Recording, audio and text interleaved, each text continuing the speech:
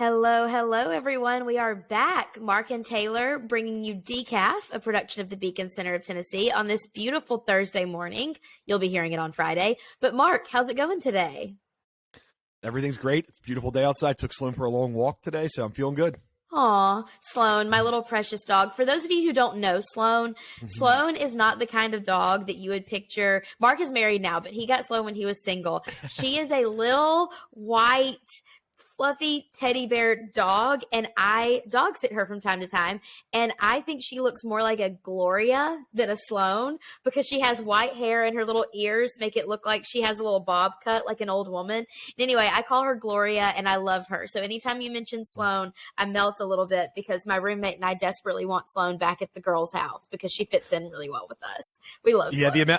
The amount of people who say like, "Oh, this is your dog." Like, "Oh, okay, you're married, so it's your wife's dog." I'm like, no, this was my dog first. This is not my dog. Your dog. Yeah. This is the dog I got. Where like I was always an interesting. It's not necessarily the manliest dog, but she's so cute. She's awesome. She's 4 pounds and she doesn't shed. So it's like for hypoallergenic dogs, it's great. So it's perfect.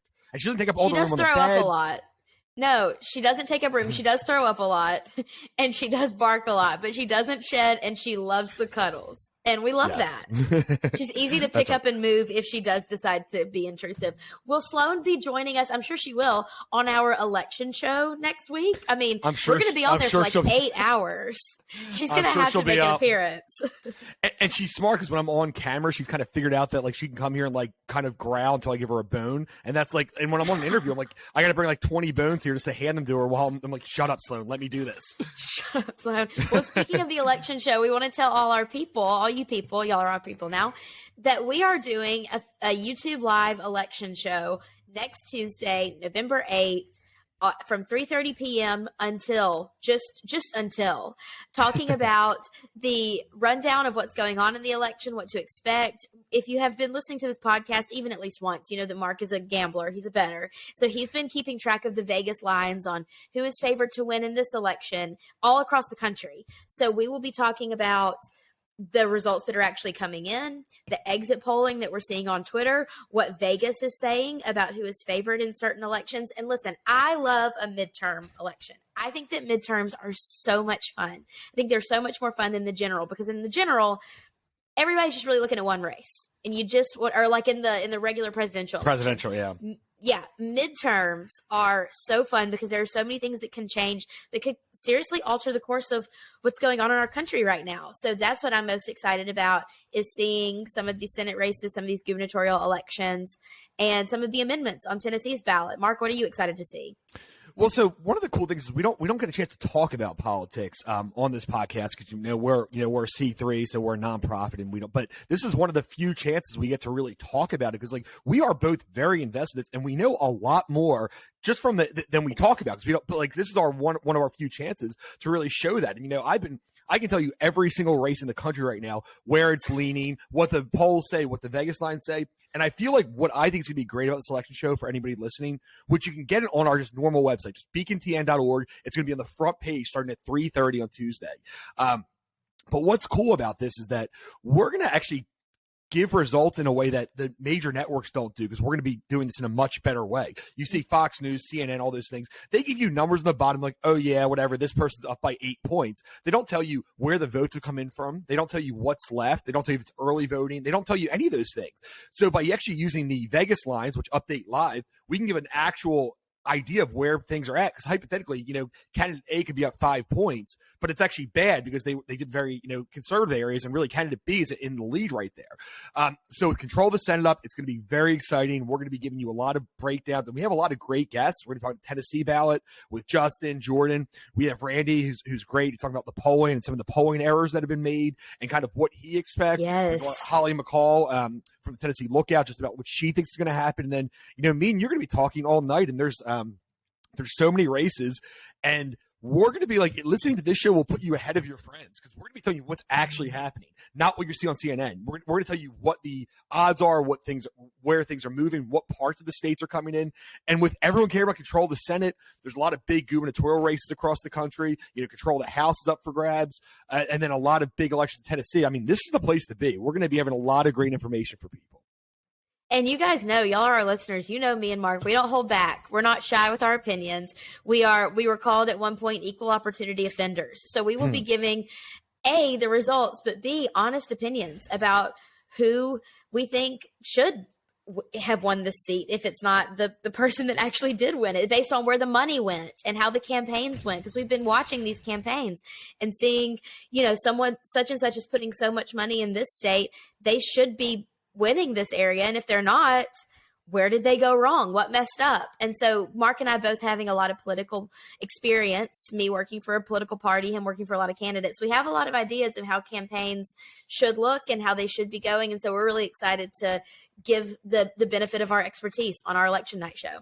And I'll say it doesn't matter if you're a Republican, a Democrat, independent. I mean, we're going to be doing this straight down the middle. We're going to be kind of just looking through facts. And, we might say this person ran a good campaign or bad campaign, but it's based on, the type of campaign they ran, not who we like. Right. So this is going to be a very down the middle show. And we're going to be giving, like you said, real insight about these campaigns, the polls, what the leaning is of the state or the area. But it's not going to be like, oh, we're so happy A1, we're so happy B1. It's going to be a very fair analysis. That's not our style. So join us no matter what party you're from. We're going to be giving a great, down the middle analysis based on numbers and, polls and gambling lines, which you don't get anywhere else either. It's always, you see the networks. You can tell CNN, wants the Democrats to win. You can tell MSNBC wants the Democrats to win. You know, Fox News is interested in what the Republicans are doing, wants them to win. So this is going to be a really down the middle thing. And we're just going to give you just the numbers, the stats, and the Vegas lines that no other network gives you. So, and not only that, we're going to be broadcast on the Tennessee Stars website, which is, a conservative outlet here in Tennessee. We're going to be on the Main Street Nashville, which is just a news outlet. The Pamphleteer, which is a news outlet, all weekly in Nashville. So we're going to be spreading this too. A lot of outlets in the state are going to be actually streaming our podcast. Yeah, it's going to be really great. Like I said, we are equal opportunity offenders. We're going to talk about the benefit of our expertise, the benefit of us knowing how to read these election results. And you're just going to get straight up opinions and facts, opinions of solid things, not opinions of who we want to win. Opinions based on facts. Yes, exactly. Not just editorializing. We're not just going to editorialize these things. So tune in 3:30 p.m. Central Time on Tuesday, November the 8th. Go vote first and then listen to our show. We're going to start before the polls start closing on the East Coast, and we're going to have a great time. And we hope that we see all of you guys there. One more thing. We're going to start like 3 hours before the polls close on the East Coast, because I do think that's something that's lacking on election days. A lot of times, the coverage starts at 6 or 7, like they just start bringing the results. We want to talk about everything that's at stake beforehand, and we're going to do all our interviews kind of just to get people prepared beforehand. So if you're looking for something to watch during the day, because I feel like every election day I'm looking through Twitter, looking at all these things, like I wish there's a live show for me to watch before the polls close to see this, and we're giving you that option. So you're bored, put it on in the background while you're at work. If you take the day off, just have us on beacontn.org, and that's all you got to do. What we mean to say is you're welcome in advance. We're also going to be on Twitter, and fingers crossed that we don't get anything fact-checked like someone did earlier this week. Mark, I think it's very cool now that Elon Musk is the Twitter lord, the Twitter czar, and Twitter is actually fact-checking people on the left and on the right. Like, it used to just be fact-checking on the right, and now it's fact-checking on the left, and it is actually coming to pay off. Tell us about what happened yesterday. It made me absolutely cackle. Tell us what happened, and then we'll give some thoughts on it. It was a really, really, really interesting tweet that the Biden administration put out. And it said, in our watch, for the first time in 10 years, seniors are going to get the biggest increase in their Social Security checks they've gotten. So that's something that he said, or seniors are getting their biggest increase in their Social Security in 10 years through President Biden's leadership. That's what the tweet said. And of course, it sounds, let me just say, at face value, it sounds like a great brag point. Like, we are in such good financial shape that we are able to give Social Security beneficiaries the largest increase that they're ever going to get. However, hit us with the fact check, Mark.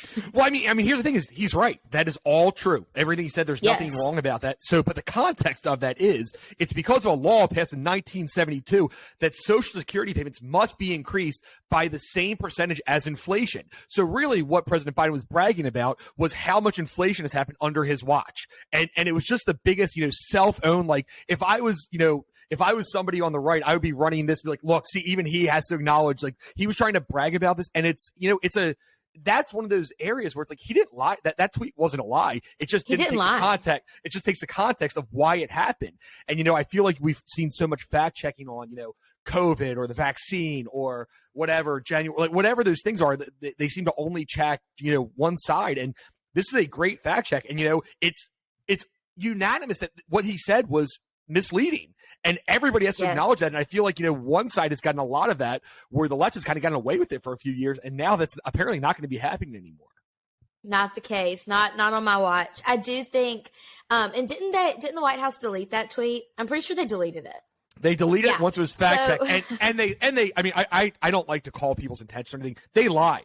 They said, oh, it wasn't done yet. The tweet wasn't finished yet. That's why we didn't do it. It was like up for hours. And guess what? I think the White House is smart enough. The White House comms team doesn't think, oh, I just accidentally did half that tweet. Let me keep it up for a few hours and then delete it. I mean, it's a bold-faced lie. They wanted to add more context. It's trash. They just didn't expect to get fact-checked, and they realized how bad that made them look. And, like we said, with these elections coming up, I think the last thing they want to do is really, point a finger to saying, hey, look at inflation. Everyone's number one issue. Look at that, and look at how, a lot of it happened under our watch. Whether they're responsible or not, he's just basically he's basically giving, the right a gift by putting that tweet out there. I fully agree. I think that, you can acknowledge that, yes, seniors will be getting the largest cost of living increase, fair, but you have to include the context. In all things politics, you have to include the context. I remember being in high school and having to write those 5-paragraph essays. I don't know if you remember this, Mark, but you would write a 5-paragraph essay trying to convince somebody of something. And in the 3rd or 4th paragraph, you had to include a rebuttal, that you were including all the context for what the other side was going to say, so that that you've thought through the issue. I think a lot of times in political speech and in political rhetoric these days, people just put their opinions out there and they don't include the context or the rebuttal. They don't acknowledge that there could be another side. And I know Twitter is a hard platform to do that on, because it's 260 characters, 280 characters, something like that. But if you're going to put something out there that was clearly intended to bolster your own party's election results in the upcoming election and not putting the context in, you gotta take what happens to it. And what has happened was you got called on it. You got called on your crap and you had to take it down. And I just think I'm thankful that Twitter is going to start fact checking universally now, because I too fall into the trap of seeing things and getting riled up about it, whether positively or negatively. And I don't know if it's true or false. And then I have to go do research. So I think it is cool that Twitter will be now showing themselves that they will be fact checking. We're going to come back to this a little bit in another segment, but good on them. Good on them for including the context that the White House did not. And I think the issue was under President Biden's leadership. If they would have left that out, it's like, okay, that's a fact. Yes, you're being a little misleading by saying why it's happening. But when you say under President Biden's leadership, you were trying to bolster him up and say, look at all the great things he's done. And of course, that took a huge turn on him. I do like how, and this is not President Biden specifically, it's, President Trump, but politicians take credit for all these things that this is me, this is me. But then when the opposite things happen, they say, oh no, this has nothing to do with the president. Gas prices rising. Gas prices rising have nothing to do with President Biden. Gas prices getting lowered by $1 have everything to do with President Biden, right? Inflation has nothing to do with President Biden. Oh, but the cost of the Social Security has everything to do with President Biden going up. It's just a joke. It's political games. And I'm actually against you on this one. We're like, I wish Twitter fact checked nobody, to be honest. Because but here's the thing, is the idea of, I don't really believe that there's many actual nonpartisan fact checkers. And I think that right now you're having the issue where now the left is going to say that. They're going to say, well, they're only fact checking us and not the other side, which may be true. I don't know. But like this whole idea of fact checking means that there's some value, there's some clear truth, and there is for some things. But some things, I mean, you have to use political or policy, preferences to make people look bad when you're saying. And it's just, I think it's impossible to do it fairly. I really do. I think it's impossible to do fact checking completely fairly. So Twitter can do whatever they want. They're their own platform. We said the whole time when the right was complaining about it, years ago. But I don't think the fact checking thing is necessarily useful, especially when you're talking about context. And not fair. Just, this is fit, this is false. And again, we talked about this, like this was the whole, when they said that COVID wasn't in a lab, and they said that of course it was from a bat in a market, which we still don't know exactly what's true yet, but it seems a lot more likely that it came from a lab. And Twitter shut that down. So that's not true. And that wasn't a fact. That wasn't fact checking. They said, we don't believe this is true. And even some of the conspiracy theory stuff, which like, almost all of it, I'm like 99.99999% sure it's not true, but they can't prove it's not true. Mm-hmm. Like the Paul Pelosi thing. I'm sure have you seen all the right wing stuff on that?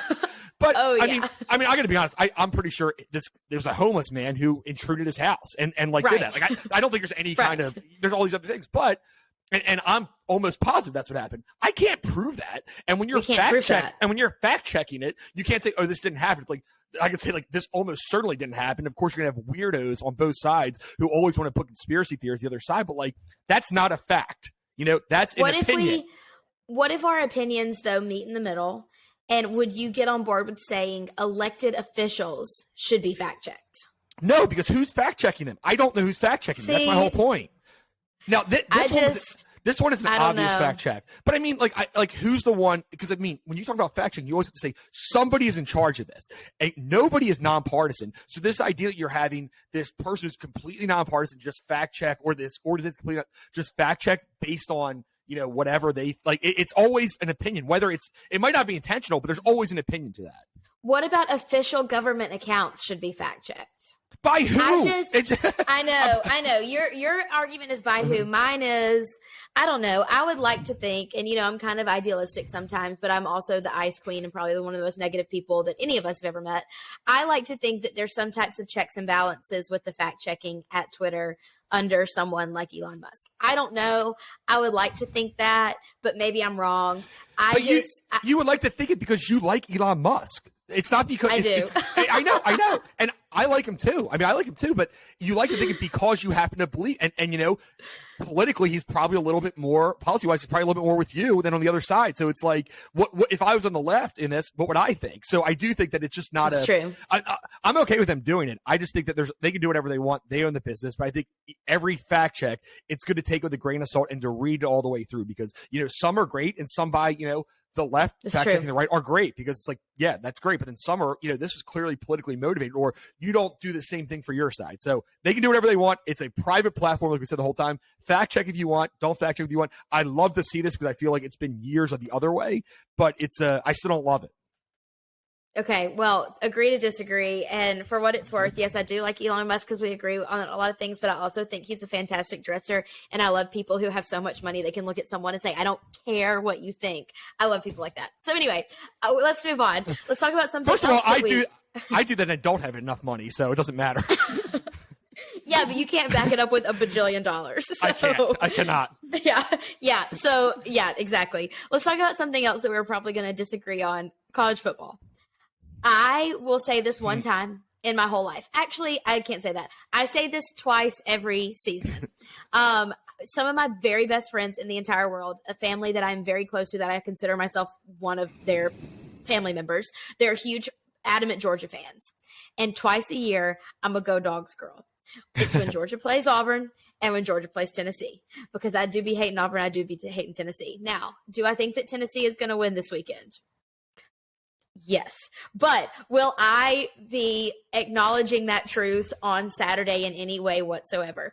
Absolutely not. I have a little button that says they low down, they dirty, they some snitches, which is what Alabama fans say about Tennessee. And I will be wearing it in support of the Dogs on Saturday. Now, I don't know how far that's going to go, because Tennessee is unfortunately a much better team than I ever wanted to give them credit for. And I am nervous. Mark, please offer your thoughts, but be gentle, because I'm very fragile about this.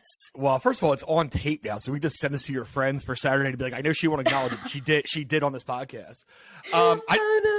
I think it's the first time that I'm practicing this. I have no idea what's going to happen. I really don't. I could see Georgia just blowing the doors off of Tennessee. I could see Tennessee winning. I mean, I could see anything happening, and I am I'm not sure. I think that the consensus is that Georgia's going to win. Georgia's an 8-point favorite, so they're more than a touchdown favorite, which actually that's a pretty substantial number. It's a pretty substantial number. And I think after the Kentucky game, I'm done doubting Tennessee. So I just don't know. I think I'm willing to say, like, I am not betting on this game. I have no real concept. I think it's going to be probably a pretty good game. But again, I'm not sure what Georgia's, because I saw this Georgia versus Oregon, which looked like the greatest team ever, right? They beat Oregon by like 40-something points, and Oregon's a one-loss team. Yeah. And then I saw them versus Missouri, and I seen them like really not play that well. And I saw Tennessee versus Pitt. So I don't know what's going to happen. I'm interested to watch. I do need to talk about something is the first BCS, or not BCS, but the playoff rankings came out. And you saying BCS, that just took me back to the sixth grade. I know. Yes. Sorry. The college football playoffs came out. Yes. And I am so livid. It's insane. I am so mad at this. And, I'm not even going to hammer Alabama for being sixth. Alabama should be seventh, not sixth, but whatever. That's one spot. I said be gentle. I said be gentle. I said one spot. I am going to hammer this. What the F? How is LSU a top 10 team? It was the most absurd thing I've ever seen in my whole life. They shouldn't even be top 25. They are an absolute trash football team. They have they have one top 25 win. They lost to Florida State, who is awful. They lost by like 5 touchdowns to Tennessee, and they beat Auburn. Great, they beat Auburn by 4. Is that make you a top 25 team? And the only reason they're doing this, and this is you don't talk about conspiracy theories, maybe the only reason they're doing this is because they want to give Alabama another top 10 win. That's exactly what they want to happen. It is all Alabama based because LSU is a dumpster fire of a football team that is clearly only being, propped up because of the SEC. So I can talk about anything else, but this is absolutely absurd, and I'm so mad. TCU should obviously be ahead of Alabama, but this is way more offensive to me that a 2-loss LSU team with no good wins, they beat Ole Miss, great, that they're a top 10 team. It's an absolute joke, and whoever did this should be ashamed of themselves. I just had to mute myself. I was cackling when you were talking about LSU because I also hate LSU. I can't stand them. So I'm really excited for this weekend. I was going to go to the game, but life got in the way. But I think you're right. I think that they want us to get a top 10 win. I don't think that LSU deserves that spot. And here's the thing. I love Bama and I love winning and I love when we get special favor. Okay, I really do. I relish in getting favor because we are Alabama. But I don't like the pity. I don't know. I'm really torn on it because I like that people say, oh, they're Alabama, so they automatically get a spot in the playoffs. Like, I like getting the spot in the playoffs, but I hate knowing that it comes from a place of, well, they're Alabama. Like, I want to earn it. I want to be gritty and I want to earn it. So I'm really torn on how I feel about this. And the thing is, though, I will say that Alabama got some favor in this poll. They should be behind TCU. Alabama still has 0 top 25 wins, 0. TCU has 2. TCU's undefeated. Alabama's lost. It doesn't make any sense why they're behind them. But it's not that. It's because they're trying to set up Alabama for this next week. So they're going to have to. They're probably going to jump an undefeated Michigan team and maybe an undefeated Clemson team too. They are just setting them up. And the thing is, I think Alabama's going to just beat the crap out of LSU. I think LSU's bad. It's more of a setup for them trying to explain why a 1-loss Alabama team gets in the playoffs over an undefeated Clemson team, an undefeated Michigan team. This is all the setup. Now, if Alabama loses again, they can't do that. But they are setting them up so that they and I am just so mad. And I want to say who else should be in the top 10, who for some reason nobody cares about, is a 7-1 Tulane team who people have ignored. They beat Kansas State, who is a 1-loss team in the Big 12. They beat Houston, they beat East Carolina, and they're number 19, and it's only like they're just as good. Their resume is better than Alabama's is, and they're 13 spots behind. 13 spots behind them. So whatever. I'm really mad about this. I'm excited to watch this Georgia-Tennessee game, but it'll be interesting what the loser of this game, how far they fall, right? Because they're 1-2 right now. Will they fall to 4? Like, does Georgia, if they lose, are they behind Alabama or in front of them?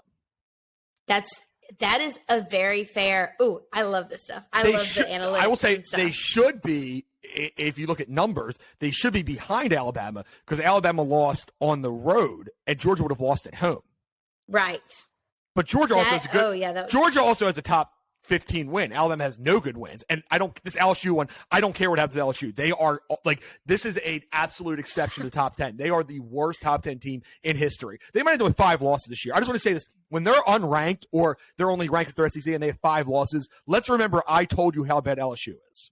Hey, I'm with you. They're a terrible team, and I can't. They lost to Florida State. Florida State.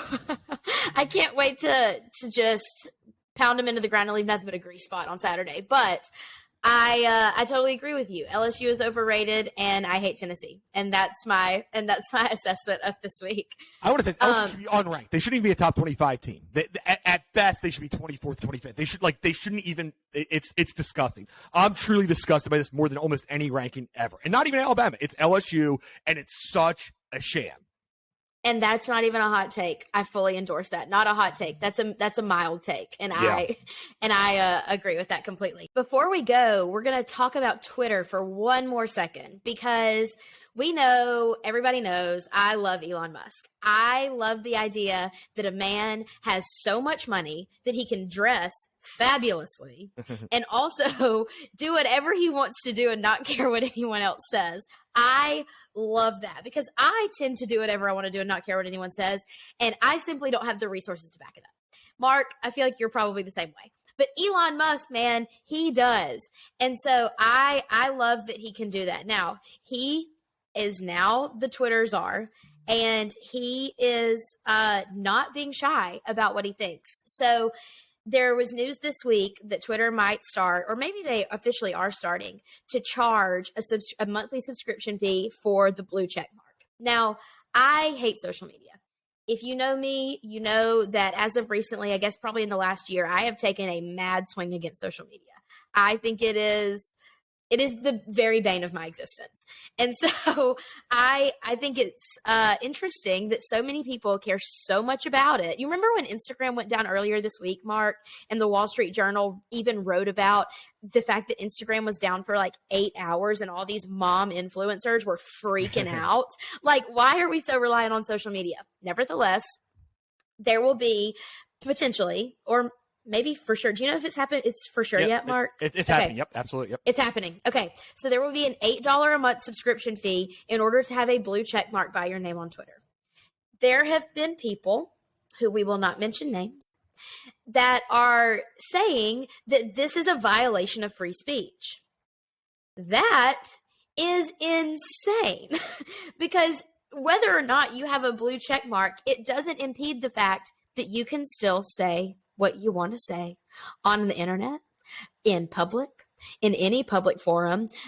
Having to pay a subscription fee for a blue check mark by your name does not impede free speech. And I could talk about this till I'm blue in the face, because I think it is actually crazy that people would say that. But Mark, what are your thoughts on it? I don't know if we agree or disagree on this, but what are your thoughts on this? Well, I think, first of all, let's remember that, like, I know we can ground social media, but a lot of people's jobs rely on that, including yours, which is interesting that you hate it so much.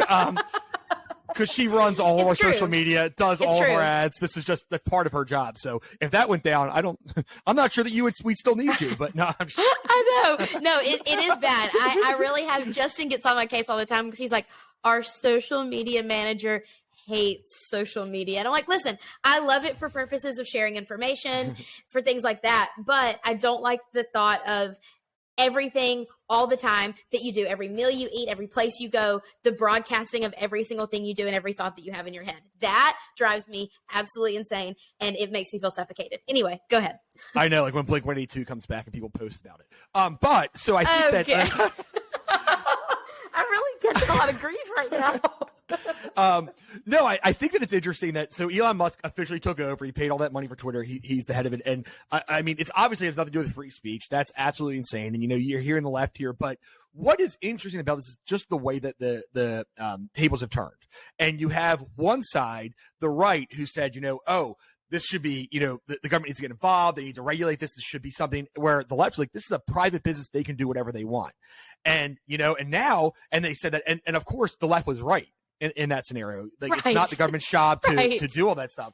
Now that Elon Musk has done it, it's a complete 180, where we're having the Republicans and the right say, no, this is a private platform. They can do, and they're actually even using the Democrats' words against them, which is smart. But then it's like they don't realize, like, you were on the other side of this when there's somebody you didn't like. Now there's somebody it's fair and probably.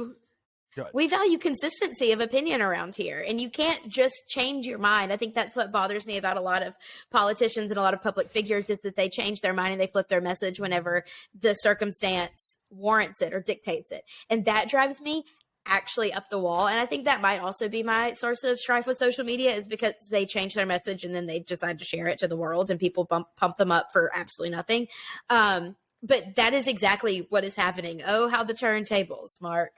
And it's like, yeah, it's like the left was, rightfully defending free speech, even when I think that we agree that the social media between Facebook and Twitter was clearly helping them in different ways. They were clearly making it harder for people on the right. They were fact checking them while they kind of let, the left go. And I think they were unfair. I think it's pretty clear that if you look at it, they were not fair to the right and they gave the left preferential treatment.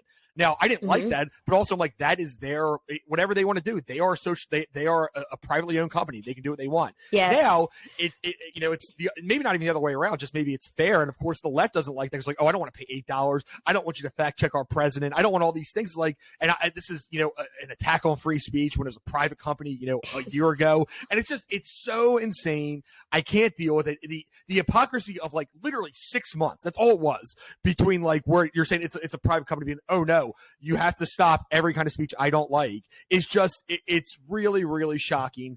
And as much as it just shows I think it shows how fickle both sides' arguments are. It's just, I don't like the person running this. I don't like what this is doing to me and what I believe in. That's all it is. And it's sad and it's frustrating and it just shows the hypocrisy of both sides.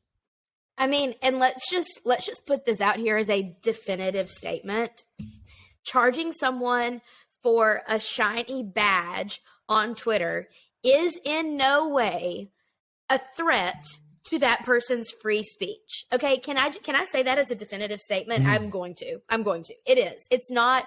That is true. That is unequivocally true. So I think that shaking things up on Twitter with Elon Musk buying it is what Twitter has needed, because it has become just a cesspool of filth at this point, of just opinions and people bashing everybody else. And if he wants to spice things up a little bit and make it so that a blue check mark actually means something, then by all means, more power to him. I take no issue with that, and I am a free speech absolutist. And I know that that's kind of crazy to say, but I really am. I'm a free speech absolutist, and looking at this, I determined that this is not a violation of what I believe.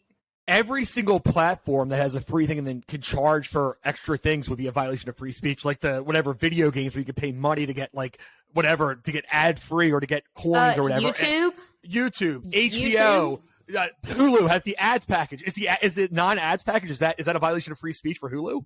Medium, that blogging site where you have to pay to read and write. That's big. What about the New York Times or Washington Post that have paywalls so you can read 3? Is that a violation of free speech? Is that a violation? I know. Seems it's exactly true. You are, Mark. That was the best point that you could have made. All of these other outlets, are they violating free speech by making you pay? I think not. According to some people. Anyway, according to some people. So those are our hot takes on free speech and Twitter. If you disagree with me on social media, feel free to let me know, put me on blast in the comments, because it is my job and I love my job, but I don't run a post personally. If you see my social medias, you will understand that. One more thing before we go. In lieu of doing our regular Decaf episode this week, we will be doing a special bonus episode of election coverage that we will be recording right after the election show that will come up in your app if you subscribe to our podcast. So we won't have our regular 4-topic funny haha talk next week. It will be all about the results of the election, our special recap. It will be posted in your Spotify and Apple Podcast apps as a bonus episode. So be sure to subscribe on those apps so that you will get that special bonus episode. And you'll also be able to find it on Facebook and on Twitter, ironically, based on everything I've just talked about. Mark, do you have any other thoughts before we go? That's it. We'll see you next week. We're so excited about the election show, so make sure you get in Tuesday, 3:30 Central until who knows when. Until who knows when. This has been Decaf, a production of the Beacon Center of Tennessee with Mark and Taylor. We'll see you next week.